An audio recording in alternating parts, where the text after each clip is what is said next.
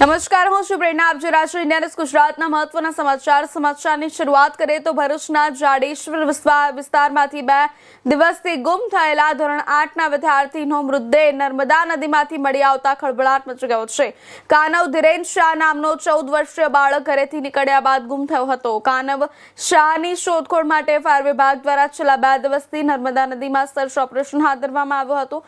દરમિયાન NH 48 પર જાડેશ્વર ચોકડી નજીક આવેલા જૂના સરદાર બ્રિજ પરથી કાનવની સાયકલ મળી આવી હતી.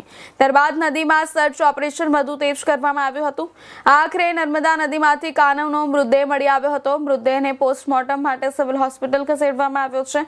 પ્રાથમિક માહિતી મુજબ માતા સાથે પ્રવાસે જવા બાબતે થયેલી રકઝક બાદ કાનવ ઘરેથી નીકળી ગયો હતો. સમગ્ર મામલે પોલીસે વધુ તપાસ હાથ ધરી છે.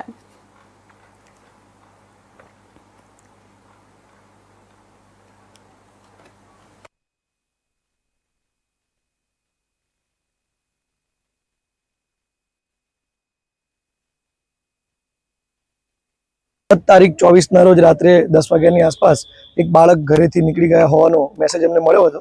ત્યારબાદ માહિતી મળતા તેઓ સરદાર બ્રિજ પરથી કૂદી ગયા હોય તેવી માહિતી પ્રાપ્ત થઈ હતી.